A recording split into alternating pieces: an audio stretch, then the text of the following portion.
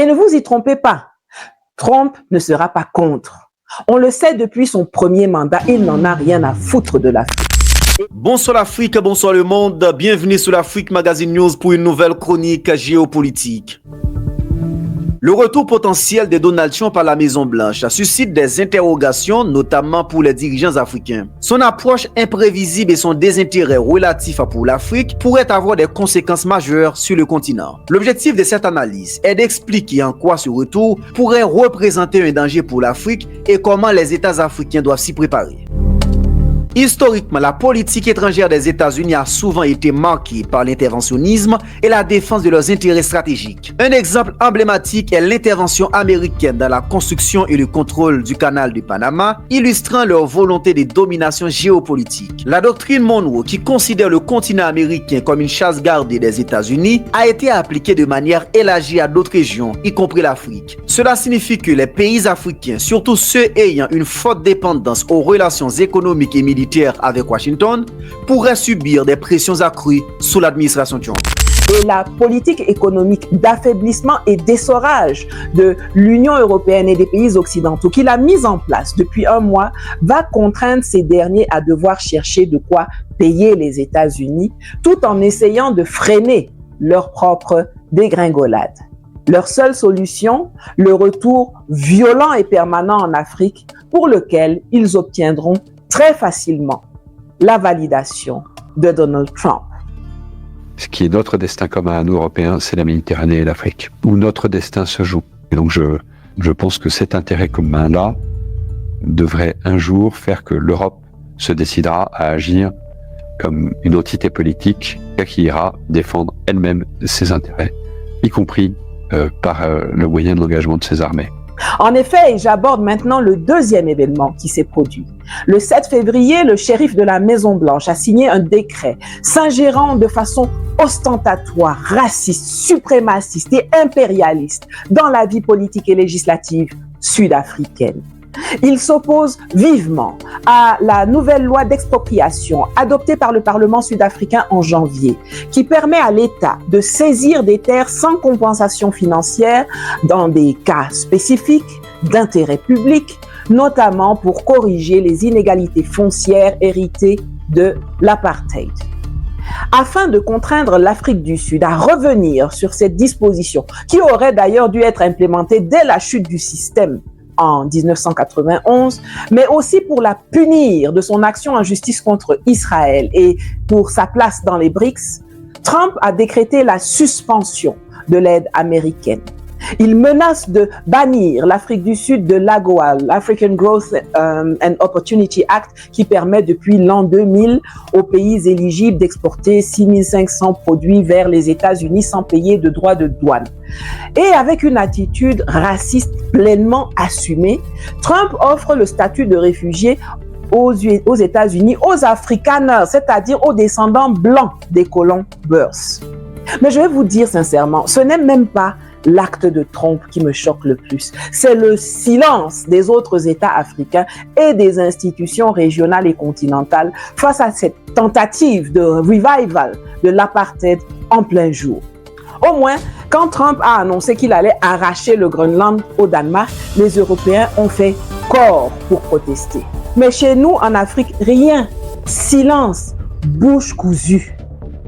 Et c'est ce manque de solidarité, couplé à une inaction chronique, qui permettra aux colons d'hier de revenir en force sur notre continent. Ils ne cachent même pas leurs intentions. Si vous êtes abonné à mes réseaux, vous avez vu les vidéos sur ma chaîne YouTube ou mes publications sur Twitter, sur Telegram, sur Facebook, sur Instagram. Si vous ne l'êtes pas, faites-le maintenant. Formez-vous et réinformez-vous surtout. Je vais enchaîner sur une image. Les Européens se retrouvent aujourd'hui au milieu d'un fleuve, alors que la pirogue dans laquelle ils sont assis prend de l'eau.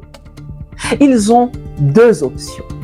Soit ils continuent pour aller vers celui qui a fait le trou dans la pirogue et qui les attend là-bas avec un gros fusil braqué sur eux, ou alors ils rebroussent chemin et retournent vers là où ils avaient d'abord volé la pirogue. Le calcul dans leur tête est très vite fait. Parce que ce qu'ils ont fait une fois, ils peuvent le refaire une deuxième fois. D'autant plus que celui qui a fait le trou dans la pirogue là leur dit que si c'est pour retourner là-bas là, c'est OK pour moi et je vais même vous aider en tenant en joue les gars d'en face pendant que vous nagez. Pour l'instant, pendant que les gars sont en train de revenir vers nous avec des intentions belliqueuses, tant il s'agit pour eux de leur survie, nous, on est là, sur la plage, à danser, à chanter, à boire, à chercher garçons, à chercher femmes, à dormir, à prier. Certains sont même déjà en train d'organiser des groupes de danse traditionnels, des banderoles, des fleurs pour accueillir les nageurs. Au lieu de nous préparer à la guerre, d'affûter nos armes, d'aller en fabriquer de nouvelles, d'en commander d'autres, de monter des barricades, d'élaborer nos stratégies de défense et d'attaque, de conclure des alliances, d'organiser nos villages et nos armées, non seulement pour frapper les nageurs, mais aussi pour tenir en garde le type au fusil de l'autre côté du fleuve. Qu'est-ce que vous voulez que je vous dise encore? Vous avez vu le cardio qu'il a fallu avoir pour juste les 30 premiers jours de la présidence de Trump? Je vous le redis une énième fois, les 4 prochaines années sont une occasion en or pour nous émanciper, pour cimenter notre souveraineté et pour décoller vers le progrès. Mais pour cela, il faut agir et il faut agir vite. Il faut travailler ensemble. Il faut harmoniser nos intérêts économiques. L'AES nous donne un exemple, mais nous devons avoir une politique commune de l'or, une politique commune du pétrole, du gaz, de l'uranium, pour ne donner aucun moyen aux puissances étrangères de jongler et de nous dresser les uns contre les autres. On sait que les Occidentaux et même les Orientaux ont besoin du lithium, de cobalt, d'uranium, d'or, de pétrole, de terres rares. Mais nous aussi, nous avons besoin de routes, d'énergie à bon marché, de chemins de fer, de compagnies aériennes, de compagnies maritimes. Nous devons garder une partie de nos ressources pour développer nos pays et nos industries. Et ce que nous avons en surplus, nous pouvons le vendre aux gens du dehors, mais ils doivent aller les attendre sur les marchés là-bas et non pas financer l'instabilité et une guerre entre le Congo et le Rwanda ou le terrorisme au Sahel, au Nigeria et au Cameroun pour venir les voler chez nous à moindre coût avec l'aide de laquais et de collabos locaux.